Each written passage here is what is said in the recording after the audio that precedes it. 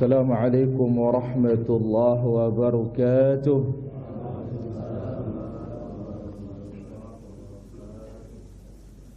Innal hamdalillah nahmaduhu wa nasta'inuhu wa nastaghfiruh wa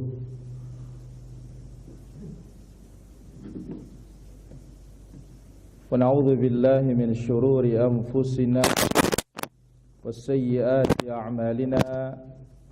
من يهده الله فلا مضل له ومن يضلل فلا هادي له أشهد أن لا إله إلا الله وحده لا شريك له وأشهد أن نبينا محمدا عبده ورسوله يا أيها الذين آمنوا اتقوا الله حق تقاته ولا تموتن إلا وأنتم مسلمون يا أيها الناس اتقوا ربكم نفس واحدة وخلق منها زوجها وبث منها رجالا كثيرا ونساء واتقوا الله الذي تساءلون به والأرحام إن الله كان عليكم رقيبا يا أيها الذين آمنوا اتقوا الله وقولوا قولا سديدا يصلح لكم أعمالكم ويغفر لكم ذنوبكم ومن يطع الله ورسوله فقد فاز فوزا عظيما أما بعد فإن أحسن الكلام كلام الله وخير الهدي هدي المصطفى محمد صلى الله عليه وسلم وشر الأمور محدثاتها وكل محدثة بدعة وكل بدعة ضلالة وكل ضلالة في النار. Ayuhal hadirun kaum muslimin wal muslimat rahimani wa rahimakumullah. Alhamdulillah, kita bersyukur kepada Rabbul Izzati wal Jalal. Pada kesempatan sore hari ini diberikan taufik oleh Allah Azza wa Jalla duduk hadir di majalisul ilm, majalisul az-zikir, taman dari taman surga yang disebut oleh Nabi sallallahu alaihi wasallam sebagaimana dalam riwayat Imam Ahmad, demikian juga Imam Tirmidzi rahimahullahu taala, idza marartum bi riyadil jannati farta'u, apabila kalian melewati taman-taman surga maka silahkan mampir. Qalu ya Rasulullah wa ma riyadul jannah, ya Rasulullah apakah itu taman-taman surga? Qala hilaqudz dzikir, halaqah az-zikir. Halaqah zikir tidak terbatas pada zikir subhanallah walhamdulillah wa la ilaha illallah wallahu akbar, tetapi az-zikir sebagaimana disebutkan oleh sahabat yang mulia Abdullah bin Mas'ud radhiyallahu an, hilaqul fiqh, halaqah fikih. Di dalamnya dijelaskan al-halal wal haram, di dalamnya dijelaskan al-amru wan nahyu, perintah Allah maupun larangan-larangan Allah subhanahu wa ta'ala. Hadirin rahmati Allah subhanahu wa ta'ala, ada satu faedah yang sangat luar biasa dibawakan oleh Amir ibn Syarahil Asy-Sya'bi rahimahullah, sebagaimana dibawakan dalam kitab Bahjatul Majalis pada halaman yang kedua. Al-Imam Asy-Sya'bi rahimahullah mengatakan, "Lau anna rajulan safara min aqsi Syam ila aqsi al-Yaman." Andai kata seseorang safar, bepergian dari ujung Syam menuju ujungnya Yaman, dari ujung utara ke ujung selatan. Untuk apa? Liyasma'a kalimatan yantafi'u biha, hanya ingin mendengarkan satu kalimat yang dia ambil manfaatnya, satu kalimat saja. Yantafi'u biha fima yustaqbalu min umrihi, bermanfaat di sisa umurnya.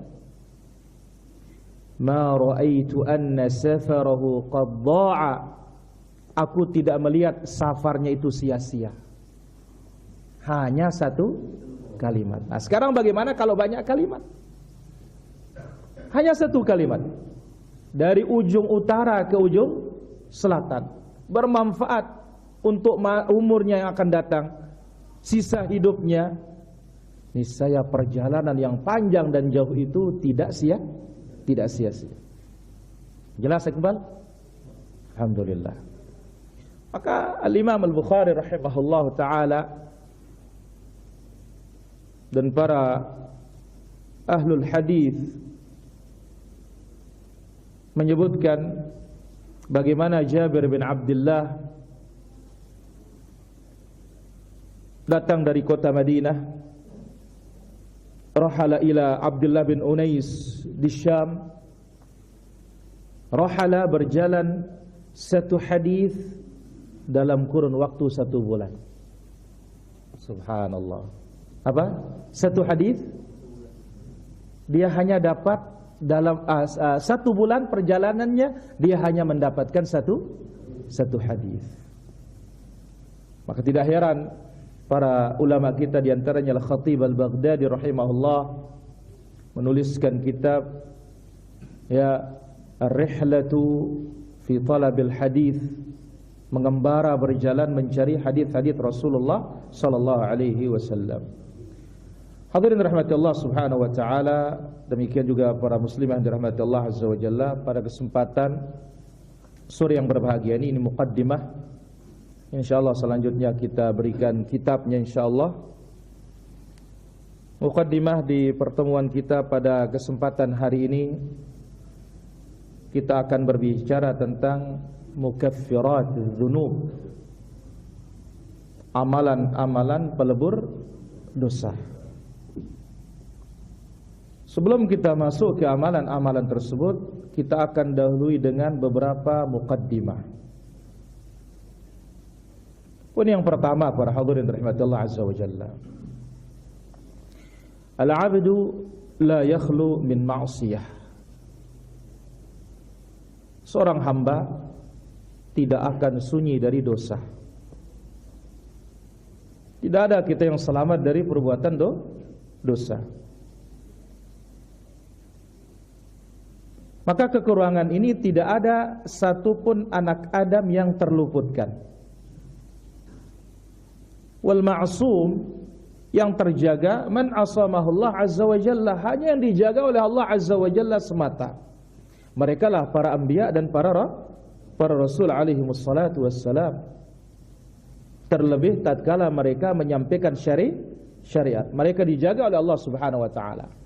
Tapi kita niki tidak ada jaminan dari Allah subhanahu wa ta'ala. Bahkan itu merupakan suatu kelaziman. Harus anak Adam harus berdosa. Mana dalilnya? Pertama, hadis dibawakan oleh Imam At-Tirmidzi rahimahullah ta'ala, dan ini hadisnya sahih. Kullu bani Adam khata', semua anak Adam itu bersalah. Wa khairul khatta'in at-tawwabun, tetapi sebaik-baik yang bersalah itu yang bertaubat dan kembali kepada Allah subhanahu wa ta'ala. At-tawwab, perhatikan lafaz at-tawwab, yang banyak bertaubat. Kenapa?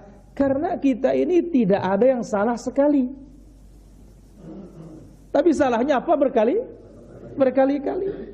Maka Nabi mengatakan wa khairul khatta'in, sebaik-baik khatta'in, kalimatnya pun khata', banyak salah, bukan sekali salah. At-tawwabun, yang banyak bertaubat kepada Allah subhanahu wa ta'ala. Ambil dalil yang lain yang dibawa oleh Imam Al-Bukhari di dalam sahihnya. Kataballahu li ibni Adam minaz zina la mahala. Ini dosa secara spesifik, secara khusus. Allah azza wa jalla mencatat anak Adam ini pasti kena perbuatan zina, mau tidak mau. Mau tidak mau pasti. Al-ainan tazniyan. Al-ainan tazni, mata berzina. Zinanya adalah memandang. Wal yadu tazni, tangan berzina. Zinanya adalah menyentuh dan memegang. Kaki berzina, zinanya adalah berjalan kepada tempat maksiat dan dosa. Wa huwa mudrikun dzalika la mahalah, kata Nabi sallallahu alaihi wasallam, pasti mau tidak mau. Tetapi apa? Yatafawatul bashar fil maqadir, takarannya yang berkelas-kelas. Takaran dosa yang bertingkat-tingkat. Nah, ketika kita merenungi diri kita, pasti penuh dengan kekurangan ini para hadirin. Pasti. Nah, maka ketika seorang hamba diberikan taufik oleh Allah Subhanahu wa taala, muncullah rasa takut. Cepatlah dia kembali dan bertaubat kepada Allah Subhanahu wa taala, mencari keselamatan dari hukuman Allah Subhanahu wa taala. Dia tahu dia punya Rabb yang Maha Pengampun, maka Allah Subhanahu wa taala mengampuni dosanya. Sebagaimana sabda Rasulullah sallallahu alaihi wasallam, Nabi sallallahu alaihi wasallam bersabda, "Innallaha yabsutu yadahu bil-lail." Allah Azza wa Jalla membuka kedua tangannya malam hari, liyatubu musii'an nahar, supaya yang berdosa siang harinya bertobat. Wa yabsutu yadahu bin-nahar, dan membuka kedua tangannya di siang hari, liyatubu musii'al lail, supaya yang berdosa malam harinya bertaubat.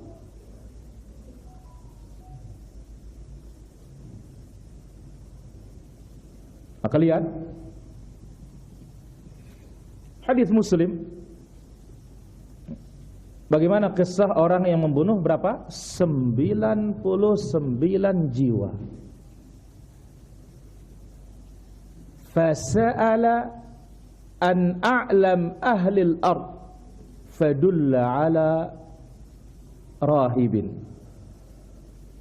Dia tanya, manakah penduduk bumi yang paling alim?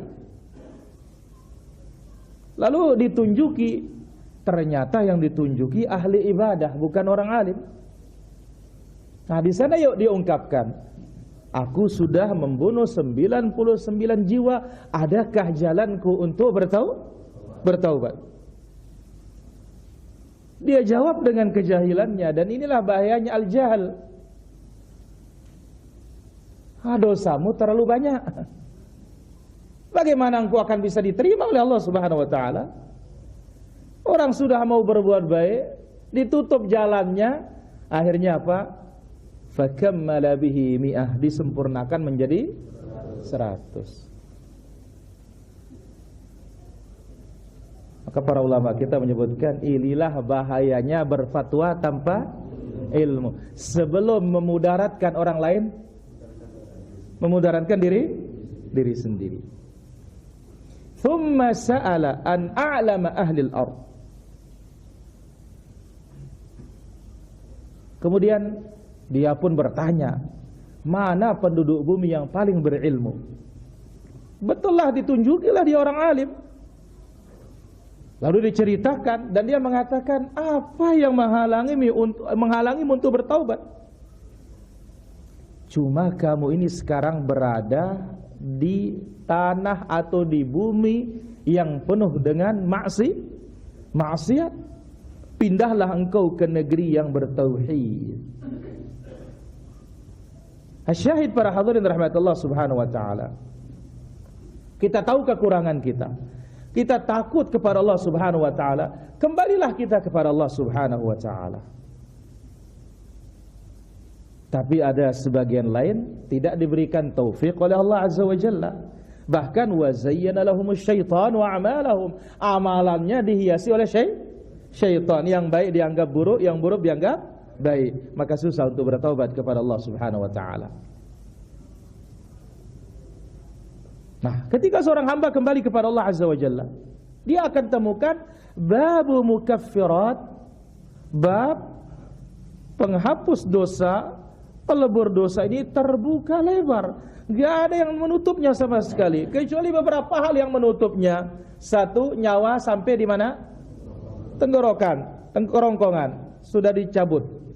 Yang kedua, matahari terbit dari barat. Kalau sudah seperti ini, sudah tidak ada sudah kesempatan untuk bertobat kepada Allah Subhanahu wa taala. Maka Allah Azza wa Jalla sebutkan di dalam surat Az-Zumar ayat yang ke-53, "Qul ya ibadiyalladzina asrafu ala anfusihim la taqnatu min rahmatillah." Katakanlah bagi hamba-hambaku, katakanlah, hai hamba-hambaku yang telah melampaui batas pada diri mereka dengan berbuat dosa, sudah kelebihan sudah. La taqnatu min rahmatillah. Berapapun banyak dosanya, sebesar apapun dosanya, jangan pernah berputus asa dari rahmat Allah. Kenapa? Allah Azza wa Jalla mengampuni semua dosa. Tidak ada nama dosa yang tidak diampuni kalau tobat. Beda halnya kalau mati tidak tobat, berbeda halnya. Kalau mati dalam keadaan tidak bertaubat, ada dosa yang diampuni, ada dosa yang tidak diampuni. Sebagaimana firman Allah Azza wa Jalla, "Innallaha la yaghfiru ay yushraka bihi wa yaghfiru ma duna dzalika liman yasha." Allah Azza wa Jalla tidak mengampuni orang-orang yang berbuat syirik kepadanya, dan mengampuni dari selain dari perbuatan syirik bagi yang dikehendaki. Maka mati membawa dosa asyirku billah wal iyadzu billah, ini sudah tidak ada harapan. Maka itu sebabnya dakwahnya para anbiya dan para rasul yang pertama adalah mengajak kepada tauhid dan melarang umat ini dari perbuatan apa? Asyirik. Kenapa itu? Mati membawanya tidak ada harapan. Tapi selain dari itu, selain dari kepada kesyirikan kepada Allah Azza wa Jalla, mati masih besar harapan untuk dimasukkan ke dalam surga. Dan di sini nampak bagi kita bagaimana keutamaan apa? Tauhid. Sebagaimana hadits Anas bin Malik radhiyallahu an, Nabi sallallahu alaihi wasallam bersabda, Allah Azza wa Jalla berfirman, "Ya bani Adam, hai anak Adam, lau ataitani biqurabil ardi khataya." Andai kata engkau datang mati membawa dosa sepenuh bumi. "Tsumma laqitani la tusyriku bi syai'a." Kemudian mati dan engkau bertemu denganku dalam keadaan tidak berbuat syirik sedikit pun. "La ataituka bi qurabiha maghfirah." Aku datangkan pula ampunanku sepenuh bumi itu. "Wala ubali," kata Allah, aku tidak peduli. Ini poin yang pertama. Poin yang kedua, takfirudz dzunub ala dharbain. Allah Azza wa Jalla mengampuni dosa itu dalam dua bentuk, para hadirin. Al-awwal, yang pertama, al-mahu. Allah Subhanahu wa taala hapus. Kita belum berbicara tentang catatan, tapi ini berbicara tentang dosanya dihapus. Sebagaimana dalam hadis diriwayatkan oleh Imam Abu Dawud, At-Tirmidzi, Rasulullah sallallahu alaihi wasallam bersabda, "Wa atbi'is sayyi'atal hasanata tamhuha." Iringilah perbuatan buruk dengan perbuatan baik, niscaya perbuatan baik itu akan menghapus perbuatan buruk tersebut. Ini namanya al-mahu, dihapus oleh Allah Azza wa Jalla. Baik, kalau berbicara tentang catatan, catatan ini ada dua bentuknya. Pertama, kalau dia berbuat dosa sudah lebih dari 6 jam, setahun, 2 tahun, sehari, 2 hari, barulah dia bertobat kepada Allah Subhanahu wa taala, dosanya dimaafkan tapi catatannya tetap. Lagu ndak gantih 6 jam. Gantih 6 jam dong, bro. Istighfar ini. Jadi bawah 6 jam itu kalau bertobat kepada Allah Azza wa Jalla, malaikat melempar pulpennya dan tidak mencatat dosa tersebut. Ini mengenai catatan. Yang kedua, ya. Jadi yang pertama tadi adalah bertaubatnya lebih dari 6 jam. setahun, 2 tahun, bahkan ada yang 30 tahun, wah karatan ganti, wah. Ya, sudah karatan, sudah tuh alam. Di sana dia bertobat, di sana dapat hidayah, dimaafkan dosanya. Tidak ada itu dosa tidak dimaafkan oleh Allah Azza wa Jalla. Hanya saja catatannya masih. Dan ini yang disebut dalam ayat, fa amma man utiya kitabahu biyaminihi fasawfa yuhasabu hisaban yasira. Apa makna hisaban yasira? Innama huwa al-'ard. Allah Azza wa Jalla akan pertontonkan. Ini loh dosamu. Kemudian Allah Subhanahu wa taala maafkan, masuk surga. Yang kedua yaitu amalan yang tidak dicatat atau dosa yang tidak dicatat. Itulah dia dosa yang pelakunya bertaubat kurang dari berapa? 6 jam. Wa inna sahibasy shimal la tarfa'ul qalam 'anil 'abdi fa idza nadima wastaghfara alqa ya al-qalam walam yuktab lahu aw kama qala sallallahu alaihi wasallam. Malaikat pencatat kiri akan mengangkat pena dari seorang hamba 6 saat. Berapa? 6 jam. Apabila dia menyesal dan bertobat, maka pena dilepas. Tapi kalau dia tidak menyesal dan tidak bertobat, dicatat sesuai dengan jumlah dosanya. Baik. Jadi bentuk Allah Azza wa Jalla menghapus dosa ada 2. Yang pertama al-mahwu, dosanya dihapus, dimaafkan. Yang kedua at-tabdil. Dosa itu at-tabdil, diganti oleh Allah Subhanahu wa taala menjadi pahala. Subhanallah. Dan ini yang sangat menguntungkan. Ya, ini yang sangat menguntungkan. Hal ini berdasarkan firman Allah Subhanahu wa taala di dalam suratul Furqan pada ayat yang ke-70. Allah Azza wa Jalla berfirman,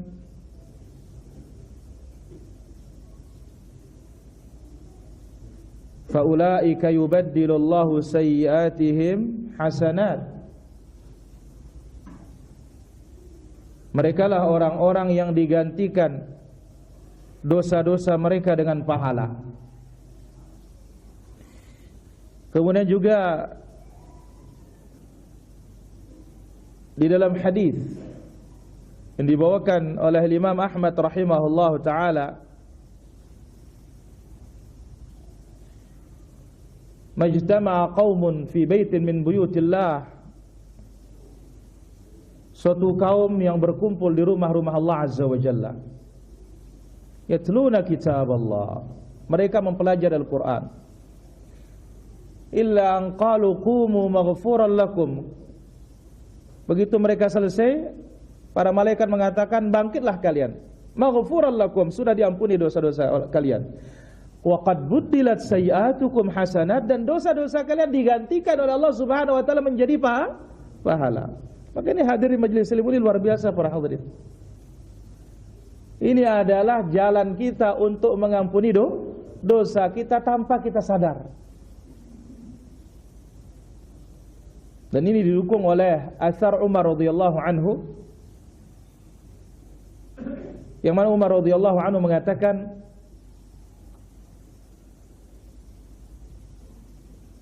innar rajul la yakhruju min baitihi, seorang keluar dari rumahnya kemudian mendatangi majelis ilmu, wa alaihi minadz-dzunubi amsal jibal Tihamah, dosanya sebesar gunung Tihamah, memanjang dari Najd sampai ke Yaman.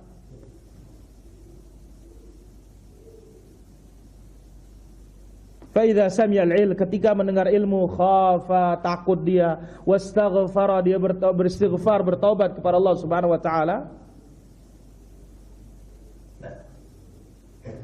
lam yakum min majlisi illa qad ghufirat dzunubuhu, belum dia bangkit dari majelisnya, Allah sudah ampuni dosa-dosanya. Nah, maka jenis yang kedua ini Allah Azza wa Jalla mengampuni dosa, kemudian plus diganti dengan apa? Dengan pahala. Ini namanya ziyadatu ihsan wa tafaddulin ba'da at-taubati wal iman wal amal salih. Ini adalah ziyadatu ihsan, tambahan kebaikan dari Allah Subhanahu wa taala dan karunia setelah bertaubat, setelah beriman dan beramal saleh, ternyata dikasih mereka pahala oleh Allah Subhanahu wa taala. Ini poin yang kedua. Yang ketiga, lidzunubi wal athami mukaffirat. Dosa-dosa, maksiat-maksiat, kesalahan-kesalahan kepada Allah Azza wa Jalla ada penghapusnya. Ini telah disebutkan oleh para ulama kita bersandar kepada kitab Allah maupun hadis-hadis Rasulullah sallallahu alaihi wasallam. Nah, sebelum menyebutkan ya pokok-pokok yang akan menghapus dosa ini, kita akan ambil dulu al-hikmah min khalqiz dzunub. Apa hikmahnya Allah Azza wa Jalla menciptakan dosa? Karena kita tahu para hadirin rahmati Allah Azza wa Jalla bagaimana dialog antara Nabi Allah Musa dengan Nabi Allah Adam. Apa itu? Itu ketika bertemunya Nabi Musa dengan Nabi Adam, Nabi Musa mengatakan, "Ya Adam, anta abuna." Hai Adam, engkau bapak kami. Akhrajtana minal jannah. Engkau yang mengeluarkan kami dari surga. Ya, engkau yang mengeluarkan kami dari surga. Karena kita tahu Nabi Adam alaihissalatu wassalam dimasukkan ke dalam surga. Nah, di sanalah Nabi Adam mengatakan, "Ya Musa, atalumuni ala amrin qad qaddarahu Allahu alayya." Hai Musa, apa engkau ingin mencela aku terhadap sesuatu yang sudah ditakdirkan oleh Allah Subhanahu wa taala?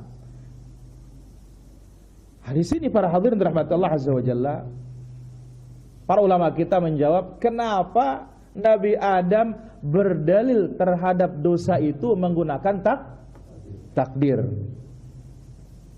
Nah, ini tidak bisa akan menjadi dalil bagi kita ya sekarang. Bagaimana?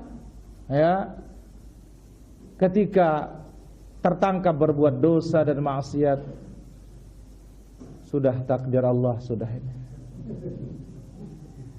Tapi pas lagi untung, usaha hasil, ya usaha tidak mengkhianati hasil. Kan begitu bahasanya. Tidak ada yang mengucapkan sebagaimana Nabi Allah Sulaiman, "Hadza min fadli Rabbi." Ini semuanya kerajaan-kerajaan ini karunia siapa? Allah. Karunia Rabbku. Nah, ada kita jarang ya. Rata-rata semuanya apa? Usaha. Tapi kalau bab yang lagi kita KO selalu apa? Takdir sudah ini. Nah, bagaimana apa bisa kita berdalil ya dengan takdir terhadap perbuatan dosa dan maksiat sebagaimana Adam alaihissalatu wassalam memberikan alasan kepada siapa? Nabi Musa. Masuk Helmi, jelas dalam nih masih banyak kosong. Mari kita bisa berdialog sekarang.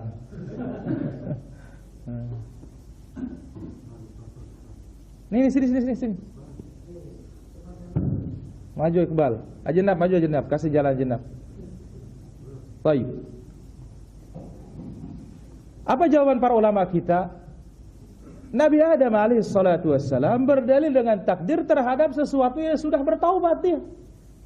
Kalau sesuatu yang sudah kita bertaubat tidak ada masalah, boleh. Ya. Al-ihtijaj bil qadar 'ala al-ma'ayib wa qad taba minha, berdalil dengan takdir dalam perbuatan jelek dan buruk atau dosa ya yang sudah kita taubatin, maka itu hukumnya tidak ada masalah. Tapi sekarang dia ketangkap maka akan takdir. Kalau ini tidak boleh.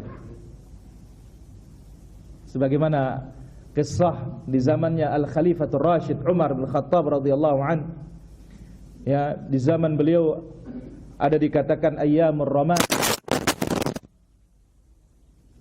Ya, di zaman beliau ayyamur ramadah, musim ya zaman yang sangat susah. Amirul Mukminin Khattab radhiyallahu anhu, beliau menunda eksekusi pemotongan tangan ya bagi orang-orang yang mencuri. Dia mencuri saking susahnya. Nah, saat pencuri ini mau dipotong tangannya, apa kata pencurinya? Ya Amirul Mukminin, ya,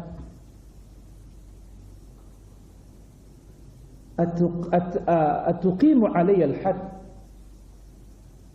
wa qad qaddarahu Allah li, atau kama qala, apakah engkau akan menegakkan hudud terhadap sesuatu yang sudah ditakdirkan oleh Allah Subhanahu wa taala? Amirul Mukminin, sahabat yang paling alim saat itu karena sudah wafat Abu Bakar, dia pun mengatakan, kita juga potong tanganmu pakai takdir ini, katanya. Ya, hakada, ya, orang-orang berilmu hanya dengan sekalimat dua kalimat selesainya masalah.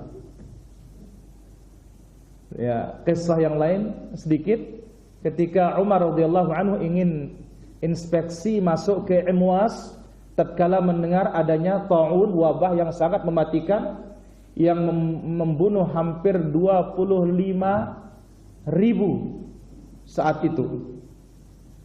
Ya, dia belum dapat ilmu, karena yang punya ilmu tentang apabila terjadi wabah di suatu negeri, kalian berada di dalam, jangan keluar karena lari, takut. Apabila di luar jangan masuk. Itu Abdurrahman bin Auf.